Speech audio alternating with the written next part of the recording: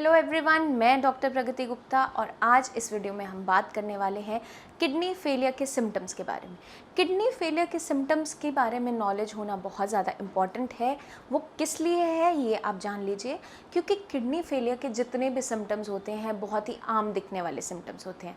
Patient को initial stage में पता भी नहीं चलता कब ये सिम्टम्स लंबे टाइम तक जब तक बने रहते हैं और आगे चल के पेशेंट की किडनी फेलियर की तरफ बढ़ती चली जाती है। क्योंकि जितने भी ये सिम्टम्स होते हैं बहुत ही आम नज़र आने वाले सिम्टम्स होते हैं, जैसे कि पेशेंट की बॉडी में थकावट होना।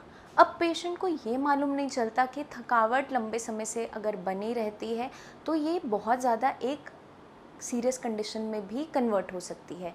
तो हमें किसी भी चीज़ को बहुत ज़्यादा केयरलेसनेस के साथ नहीं लेना है, ख़ास ध्यान रखना है। इसीलिए मैं लेकर आई हूँ ये वीडियो जो मदद करेगी आपको जानने में कि अगर आपकी बॉडी में ऐसे कोई भी सिम्टम्स आ रहे हैं तो आपको अपने आप पे ख़ास ध्यान देना ज़रूरी है। अब हम चलते हैं फर्स्ट सिम्टम की तरफ, जो है पेशेंट की बॉडी के अंदर थकावट बने रहना। अब पेशेंट की बॉडी के अंदर थकावट क्यों बनी रहती है ये समझना ज़रूरी है, क्योंकि नॉर्मल कंडीशन में हर किसी को ये लगता है कि थकावट शरीर के अंदर बन रही है तो हो सकता है मुझे रेस्ट नहीं मिल पा रहा या बहुत ज़्यादा मैं काम कर रहा हूँ, इसके कारण बन रही है। बट इस थकावट के पीछे कोई एक सीरियस कंडीशन भी छुपी रह सकती है। इसलिए आपको ये जानना ज़रूरी है कि किस वजह से पेशेंट की बॉडी में बहुत ज़्यादा फटीग बनी रहती है। जब भी किसी पेशेंट की किडनी फेलियर की तरफ बढ़ती है, किडनी की फंक्शनिंग कम हो जाती है, ठीक से किडनी अपना काम नहीं कर पाती है, तो देखा क्या जाता है, किडनी नॉर्मल कंडीशन के अंदर एक हार्मोन बनाती है जिसे हम कहते हैं इरिथ्रोपोइटिन। इरिथ्रोपोइटिन एक ऐसा हार्मोन है जो आपकी बॉडी के अंदर ब्लड फॉर्मेशन में मदद करता है।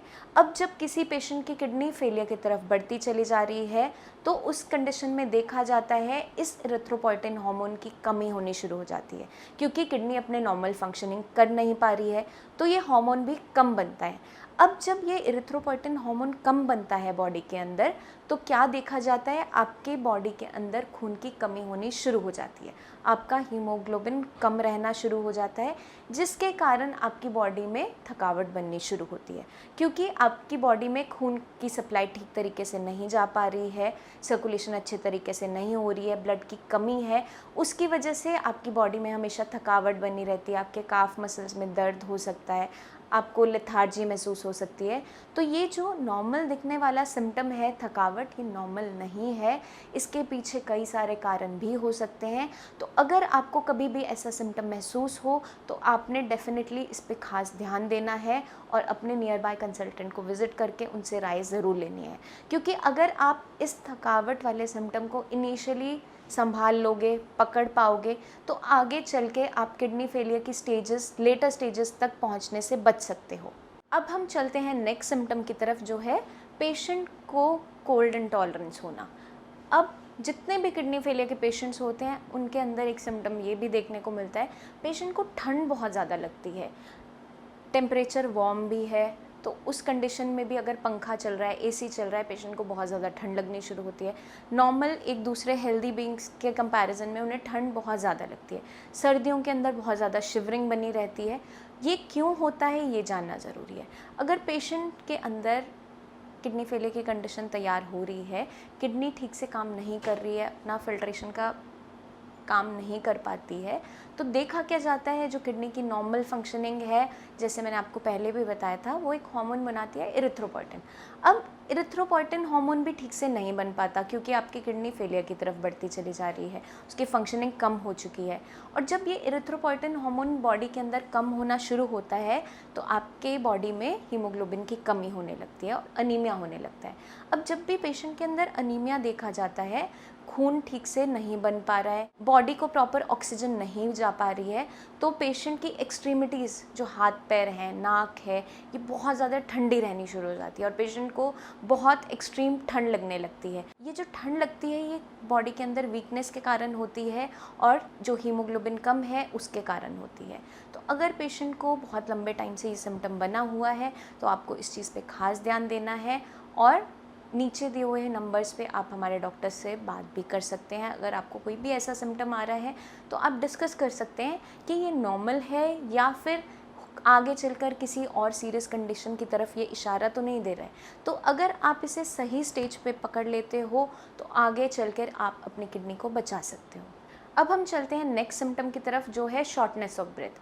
पेशेंट थोड़ा सा भी चल लेता है या सीढ़ियाँ चढ़ता है, उसका बहुत तेज़ी से सांस फूलने लगता है या सांस लेने में तकलीफ़ हमेशा बनी रहती है। अब हल्की भी एक्सर्शन करने पे, थोड़ा सा भी काम करने पे सांस फूलने लगता है। अब ये क्यों होता है, ये जानना ज़रूरी है। जैसे कि मैंने अभी तक आपको बताया है, किडनी फेलियर के पेशेंट्स के अंदर अनीमिया बहुत कॉमनली देखने को मिल जाता है, क्योंकि पेशेंट की बॉडी में खून की कमी बनी रहती है। इसके कारण क्या देखा जाता है, जिन भी पेशेंट्स में अनीमिया होता है वो थोड़ा सा भी काम करते हैं, एक्सर्शन करते हैं, सीढ़ी भी चढ़ते हैं, सांस फूलने लगता है। अब ये क्यों होता है, ये समझ लीजिए। जब भी किसी पेशेंट के बॉडी के अंदर खून की कमी है तो पेशेंट की जितने भी टिश्यूज़ हैं, सेल्स हैं, उन तक ऑक्सीजन नहीं पहुंच पाती है। ठीक तरीके से ऑक्सीजन ना पहुंच पाने की वजह से पेशेंट को सांस लेने में तकलीफ़ होनी शुरू हो जाती है, जल्दी उसका सांस फूलने लगता है। अब इसके पीछे और भी कई सारे रीज़न्स देखने को मिलते हैं किडनी फेलियर के पेशेंट के अंदर। पहला, जैसे कि मैंने आपको बता दिया, अनीमिया। सेकंड जो कंडीशन सांस लेने में दिक्कत होने के पीछे देखी जाती है वो है किडनी फेलियर के पेशेंट के अंदर जो कंडीशन तैयार होती है एक्सेस फ्लूइड रिटेंशन की। पेशेंट की बॉडी के अंदर पानी बहुत ज़्यादा भरना शुरू हो जाता है।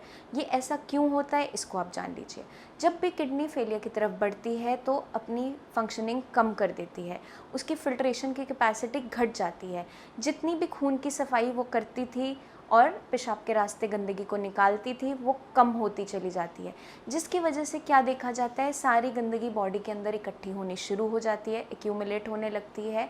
और अगर आप एक्स्ट्रा पानी का इंटेक कर रहे हो या नमक ज़्यादा खा रहे हो तो आपकी बॉडी के अंदर पानी की रिटेंशन होने लग जाती है।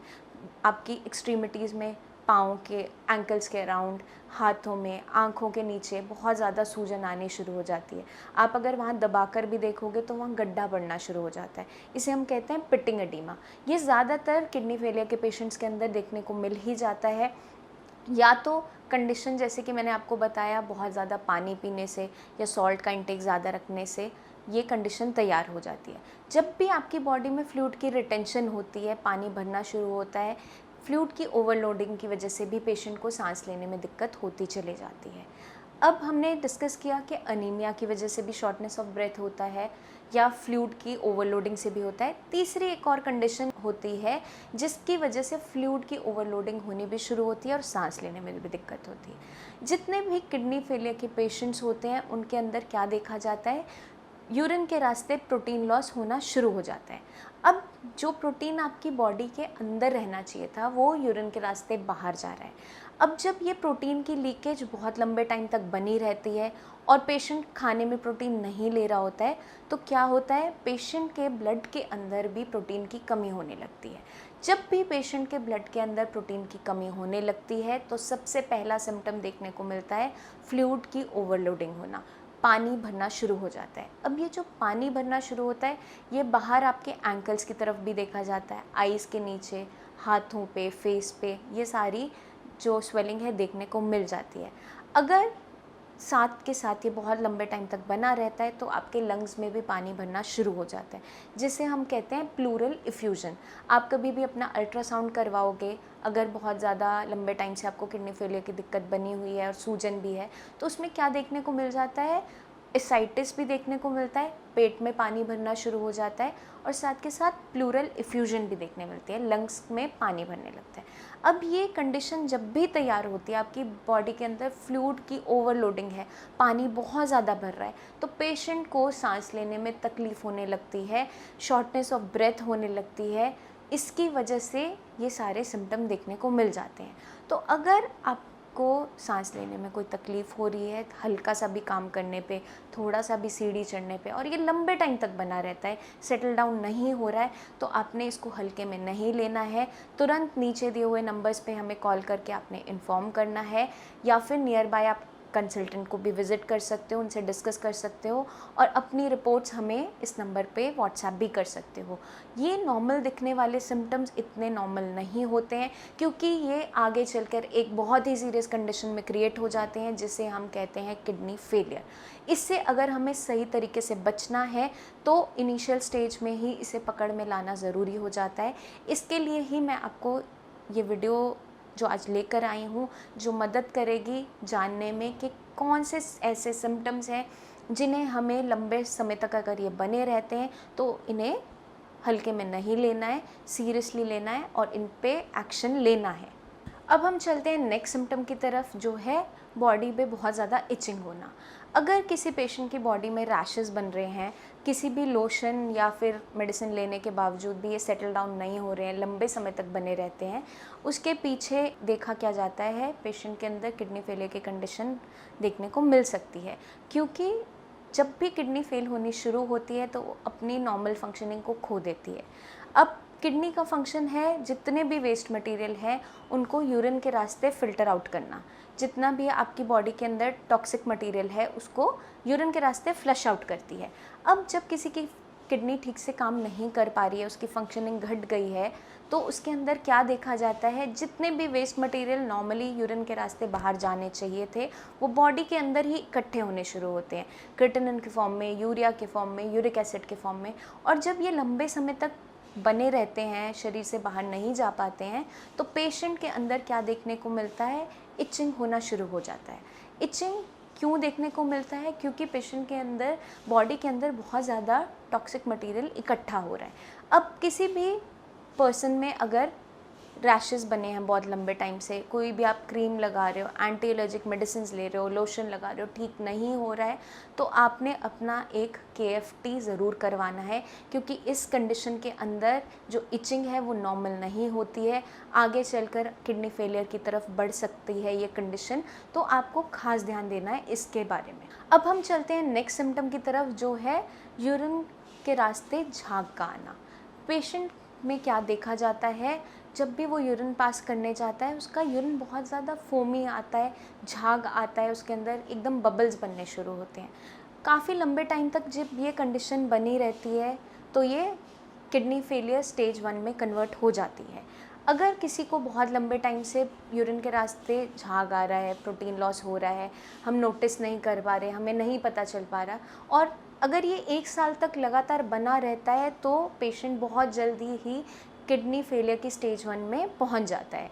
ये जो सिम्टम है ये इनिशियल स्टेज में भी देखने को मिलता है और किडनी फेलियर की जो लास्ट स्टेज है उसके अंदर भी देखने को मिलता है। ये एक ऐसा सिम्टम है जो हर एक स्टेज ऑफ किडनी फेलियर के पेशेंट में देखने को मिल ही जाता है। तो हमें खास ध्यान रखना है, अगर आपके यूरिन में झाग आ रहा है, फोमी आ रहा है यूरिन, और फ्लश करने पे भी झाग रह जाता है, तो उस कंडीशन के अंदर आपको उसे नेग्लेक्ट नहीं करना है। अपना एक यूरिन रूटीन टेस्ट ज़रूर करवाना है।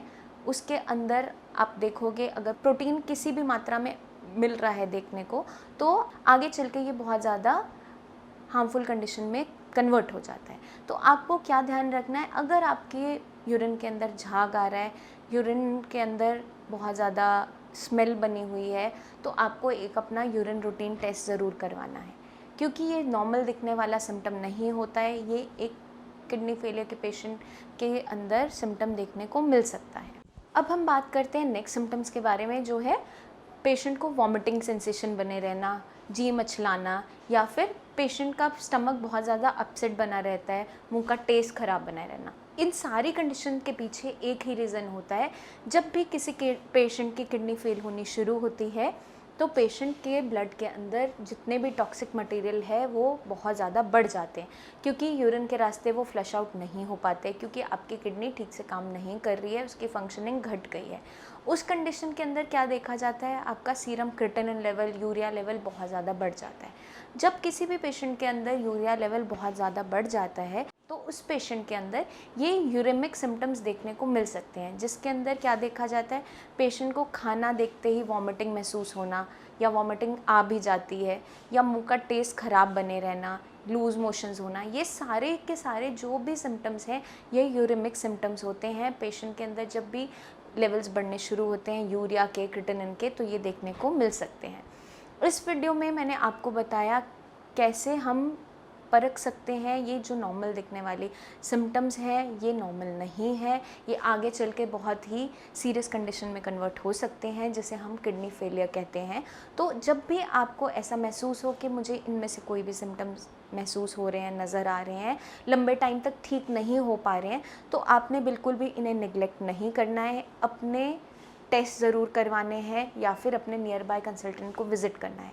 अगर वहाँ पे भी आपकी प्रॉब्लम सॉल्व नहीं हो पा रही है तो आप नीचे दिए हुए नंबर्स पे हमें कॉल कर सकते हैं, हमसे आकर मिल भी सकते हैं। हम आपके हर एक क्वेश्चन का आंसर आपको ज़रूर देंगे, हर एक प्रॉब्लम का सल्यूशन ज़रूर देंगे, क्योंकि साई संजीवनी में हर एक पेशेंट को हम गाइड करते हैं ताकि उसकी किडनी हेल्थ इम्प्रूव हो सके। क्योंकि पेशेंट को जब तक मालूम नहीं होता है कि किस वजह से मुझे ये प्रॉब्लम हो रही है, तब तक उसका सल्यूशन ठीक से नहीं हो पाता है। तो आपको नॉलेज होना बहुत ज़्यादा ज़रूरी है अपने बॉडी के बारे में, अपनी किडनी के बारे में। तो आई होप ये वीडियो आपको बहुत ज़्यादा मदद करेगी यही सब जानने में। जल्दी ही लेकर आऊँगी मैं और बहुत सी वीडियोज़ जो आपको मदद करेंगी अपनी किडनी हेल्थ को इम्प्रूव करने में। तब तक के लिए आप मुझे चलने की आज्ञा दीजिए और अपना खास ध्यान रखिए। Take care.